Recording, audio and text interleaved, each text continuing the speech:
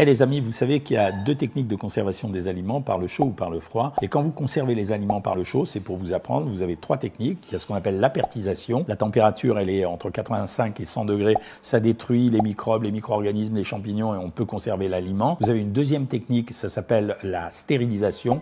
Là, vous allez passer jusqu'à au-dessus de 100 degrés pour conserver l'aliment. Et puis vous avez la troisième technique qu'on utilise pour le lait, ça veut dire UHT. Ça veut dire qu'on pousse la température à 135 degrés pendant 1 à 5 secondes. Là, on flingue tout et on a tout bon en ce qui concerne les infections. Par contre, ne vous inquiétez pas, sur le plan des déperditions en vitamines, c'est pas tant que ça. Un peu pour les conserves, c'est-à-dire on perd 40% de vitamines. Pour la stérilisation UHT, non, on perd ni vitamines ni rien. En termes de valeur économique, vous avez intérêt ces temps-ci à consommer conserves et surgelés. Ça perd un petit peu au niveau du goût, mais ça perd rien ou pas grand-chose en termes de valeur nutritionnelle et c'est vachement moins cher. Ça vaut le coup.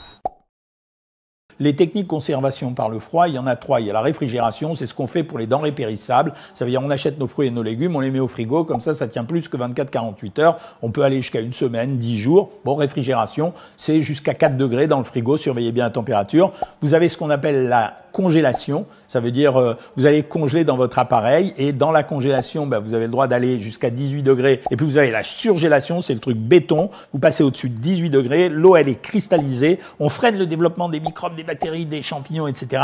Et là vous pouvez consommer le produit surgelé pendant plus longtemps, des fois jusqu'à 1 an. Bon, il y a un jour où il faut quand même le manger. En tout cas, vous pouvez utiliser ces trois techniques et n'oubliez pas, on jette pas les aliments, on protège, on se protège contre le gaspillage, mais en ce moment, vous avez intérêt à acheter ces produits-là, ils valent moins cher que les autres et il faut garder son argent pour autre chose de temps en temps.